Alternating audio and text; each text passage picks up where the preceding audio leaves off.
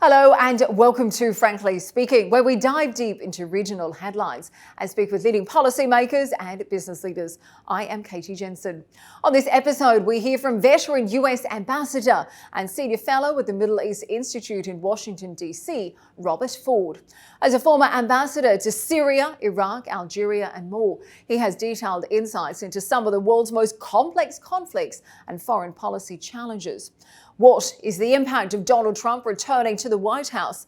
Is the president-elect's plans to swiftly end the wars in Gaza and Ukraine truly achievable or simply campaign rhetoric? Plus, what does America's shift in power mean for the Middle East?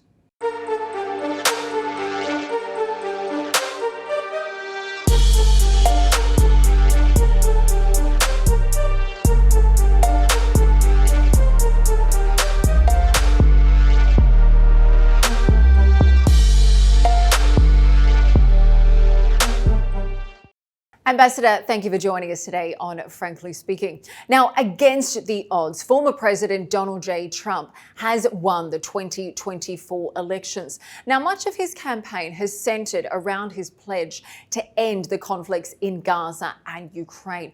Frankly speaking, do you think the new administration has the kind of ability to do that, or would you dismiss it more as campaign talk?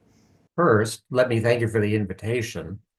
Second, with respect to President-elect Trump's promises to end wars, I don't think he can end a war in a day. I don't think he can end a war in a week, but he can push for negotiations on the Ukraine war.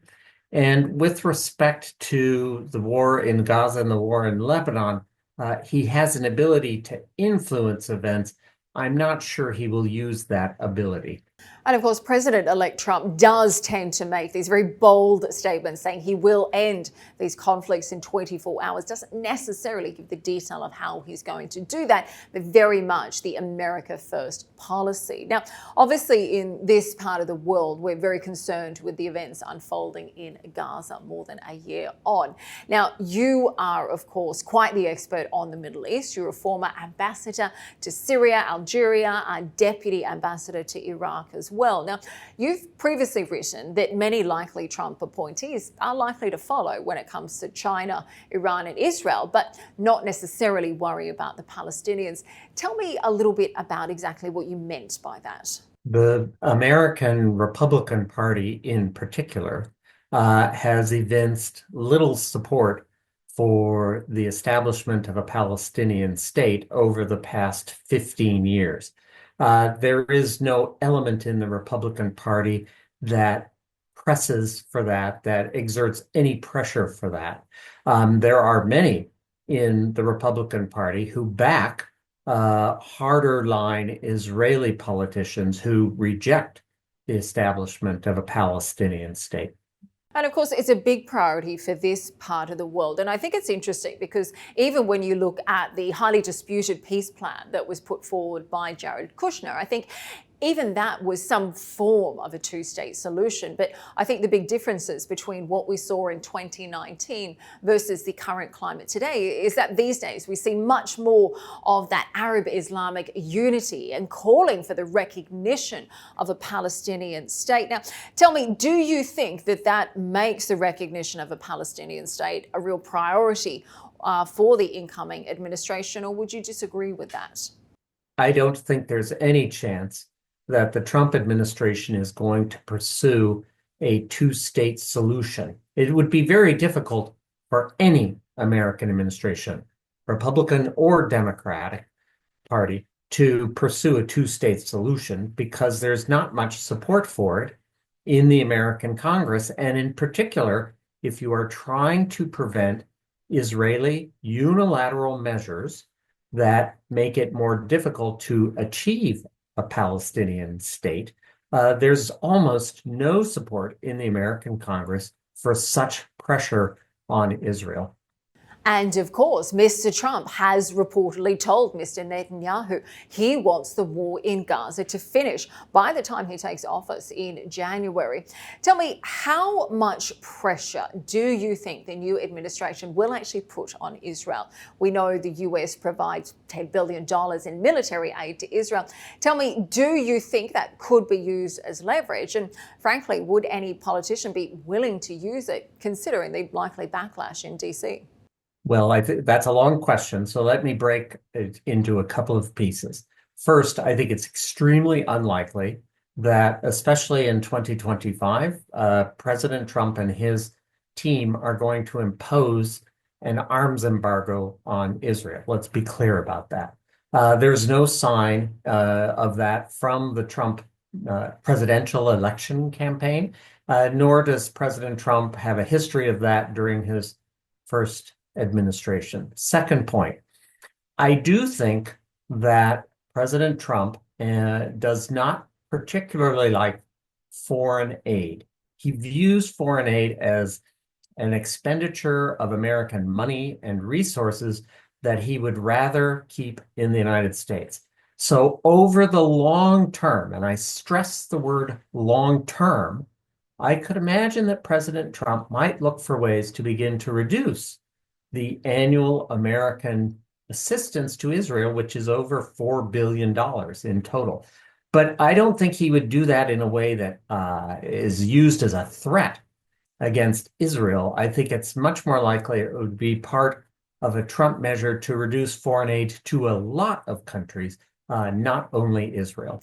Okay, well, tell me, if we're not looking at the stick approach then when it comes to Israel, do you think a carrot approach would work instead? What is it that Washington has to offer Netanyahu? You know, we know potentially Mr. Netanyahu is keen on normalizing ties with Saudi Arabia. Of course, on the flip side, Saudi has made it very clear that normalization will be off the table unless we see the recognition of a Palestinian state.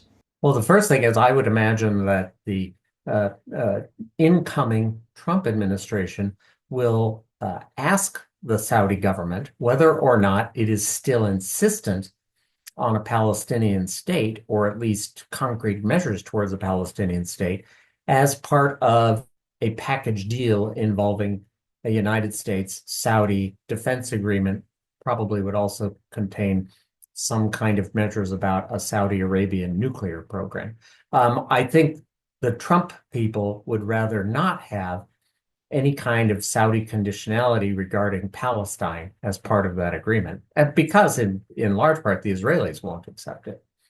So second point I would make is there is no real constituency in the Republican Party demanding progress on a Palestinian state. I think the only people who will have influence with President Trump personally on this are in fact leaders in the Gulf. And if they make Palestine a priority, perhaps he will reconsider. And I emphasize the word perhaps, I am not sure, but he will not get pressure from inside the United States. Interesting. And of course, I think Gulf attitudes regarding the issue of Israel and Palestine have continued to evolve in recent years. Tell me, big focus on Lebanon as well. We know that many American Lebanese ended up voting for Mr. Trump. And there is the argument that a weakened Hezbollah and a pressured Iran could potentially pave the way for a truly independent and therefore prosperous Lebanon. Tell me, do you see this as a priority or even an opportunity for the incoming administration? Do you think it's even on their agenda at this stage? I don't think Lebanon is high on their agenda, but it is interesting that there is a family connection between President-elect Trump and Lebanon. He has the husband of one of his daughters is connected to Lebanon, and his daughter's father-in-law. So because Trump operates very much with family, and we saw that in the first Trump administration, supposedly this Lebanese-American gentleman, businessman, may be involved in some discussions. That sounds very much like the way President Trump would operate. And it's possible, therefore, that you will see some kind of Trump administration engagement on Lebanon fairly early in the administration. That would be unusual, but I think it's possible to imagine it. What's also interesting is that Israeli success against Hezbollah and against Iran has made the Hezbollah and Iranian side more flexible in their positions, and so might be easier to reach an agreement on ending the war in Lebanon than, for example, it will be in Gaza. Well, let me ask you a little bit more about Iran, because in his previous term, as we know, Mr. Trump applied maximum pressure on Iran. Tell me, do you think we'll see more of the same? Are you expecting an even more aggressive approach? And potentially, do you think that Tehran could potentially play ball and actually compromise this time around in order to save the regime? And again, there are two questions there, so let me break it down real quick. First, very much I expect that the new Trump administration will return to the maximum pressure policy against Iran. There will be increased application of sanctions. For a long time, the Biden administration ignored Iranian sales of petroleum to Chinese companies. The Biden administration, I think, has tightened that just in the last year because of the war after the October 7th terrorist attack. But Trump administration is certainly going to take more aggressive action against Chinese companies that import Iranian oil and other countries. I think, for example, highly unlikely that the Trump administration is going to accept that Iraq import and pay for Iranian energy products, such as electricity and natural gas. Very unlikely. With respect to the Iranian reaction, I would simply say that they are weaker, and we see signals from Iranian officials such as Javad Zarif that they would like to engage with the United States. But I'm not at all sure that the Trump administration will be ready to do that, will be ready to open a channel to Iran. And in any case, what the supreme leader in Iran thinks about the nuclear program is the most important question. My guess is the Iranians are reevaluating whether, in fact, a nuclear weapon would provide deterrence that Hezbollah has not provided, that Hamas did not provide, and that pro-Iranian militia groups in Iraq also have not provided. Tehran feels more vulnerable. And of course, we've seen those very strong statements from Mr. Trump previously, advising Israel recently to really target and bomb Iran's nuclear sites, to do that and then ask questions later, I think his exact phrase were. I wanted to ask as well, I noticed in some of your recent articles, you've been talking about the term regime change. That kind of phrasing is beginning to appear in Washington once more. Do you predict this will be a policy under the new administration, or will the lessons from Iraq and Libya be enough?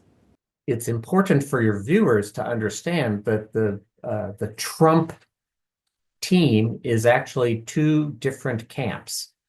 There is a camp of extreme conservatives, many of whom actually do favor attempting regime change in Iran. They won't use the words regime change because the words have a bad air, a bad connotation in the United States now, but they are in effect calling for regime change in Iran. I should hasten to add that they don't know what would replace the Islamic Republic in terms of a government. They just know they want to change the Iranian government.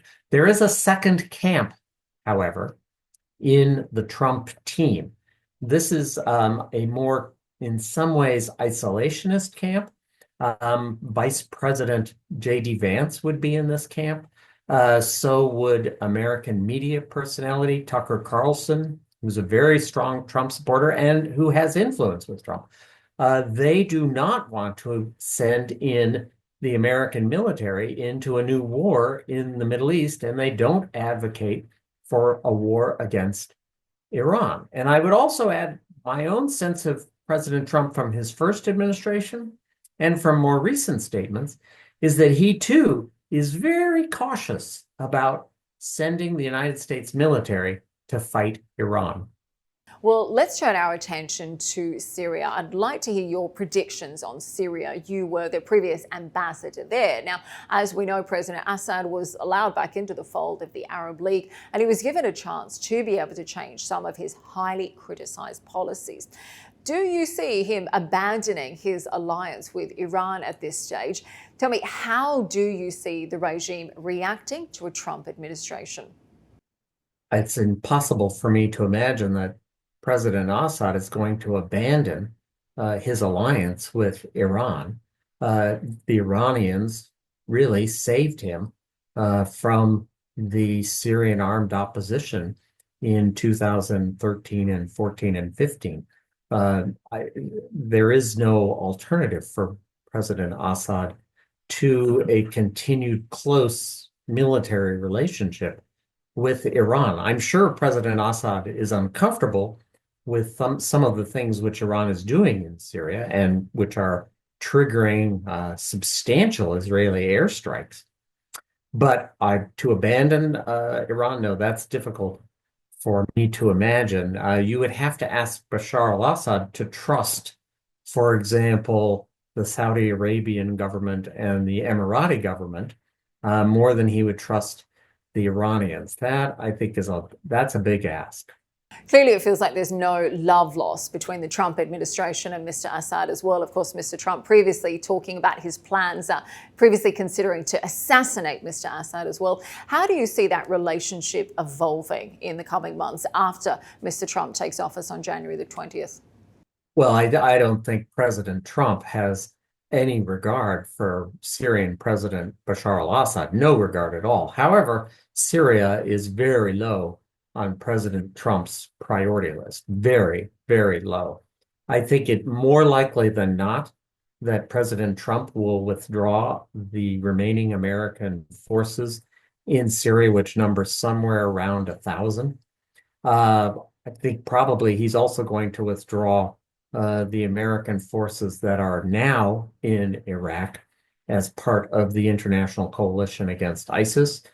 He may perhaps accept a bilateral relationship, military relationship with Iraq afterwards, but I'm not sure of that. But in any case, Syria is low on his priority list. He wanted to withdraw American forces in 2019. The Pentagon and the State Department talked him out of it. They even lied to him about the number of troops. I don't think that's going to happen again. And so I think the troops in Syria, the American troops, will come out. When we look at Middle Eastern policy as a whole, of course, on Iraq, US has received a lot of criticism into how it handled Iraq. But when we look at Mr. Trump's policy towards the Middle East, we mentioned there, of course, the team won't really be joining until February and won't really have an impact until the coming months. But who are we expecting to see advising President-elect Trump? We've seen Jared Kushner come out and say he does not plan to join the administration this time. However, there is still talk. Maybe he will be advising Mr. Trump on the Middle East. Do you think we could see the return of Jared Kushner? We talk about Nikki Haley, Mike Pompeo, Jason Greenblatt as well. What are your expectations? Well, I think you ask a question that every foreign ambassador in Washington would also like to know. I can only say this. President Trump, President-elect Trump, places a very high regard on loyalty to him personally. People such as Richard Grenell, who was his acting director of national intelligence, people like Mike Pompeo, former Secretary of State and former CIA director, they pass that kind of loyalty test. And I can imagine that President-elect Trump will look more favorably on assigning them important positions in a new administration.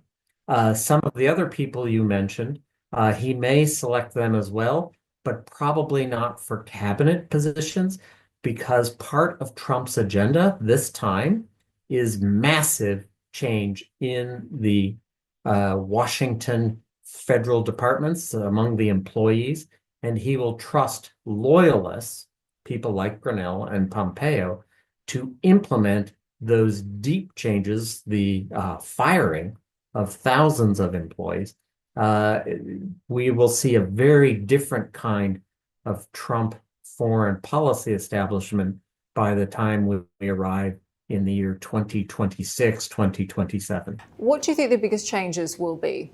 To begin with, even at the Pentagon, they will remove employees with whom they have had a history of difficulties in the past, career civil servants, career diplomats. They will remove them. They removed many last time, especially at the State Department, but they will remove many more this time. Second, they will install more what they call loyalists into positions that are not normally given to political appointees. You know, most of the United States government are career employees who work 15, 20, 25, even 30 years inside the government in a relatively non-political way. The Trump agenda is to put political people into jobs formerly held by non-political people.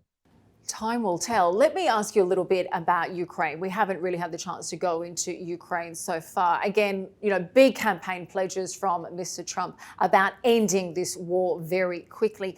He's historically been quite critical of President Zelensky rather than President Putin for the war. Tell me, how do you see this war ending? Do you think Mr. Trump has any role to play in it? Or again, do you see it as mainly campaign rhetoric? Well, let me make three very quick points. Number one, the Trump team is itself divided. There are some, such as Michael Pompeo, who are very firm supporters of the Ukrainian effort against Russia. There are others who are not, such as Vice President-elect J.D. Vance. So the Trump team itself is divided, and it will probably take a little time, therefore, for Trump himself to make a definitive policy decision. That's the first point. This is what I mean about he won't end the war in a day or two. Second, I think Trump himself is skeptical about the value of NATO, the North Atlantic Treaty Organization, and I cannot imagine that he will be enthusiastic in any way about Ukraine joining NATO. That will at least address one of Moscow's big concerns. Third point I would make, the Americans may propose ideas. We've already seen some of them in the media, but the American ideas about, for example, an autonomous region in eastern Ukraine or freezing the battle lines, I think those, I'm not sure that President Zelensky is going to be enthusiastic about accepting them. I'm not sure the Europeans will be enthusiastic about accepting them. And therefore, again, the negotiation process could take a long time. Well, Ambassador, thank you so much for joining us today. We have run out of time, lots to unpack there, but we appreciate you joining us today on Frankly Speaking. Thank you for your time. It was my pleasure. Thank you.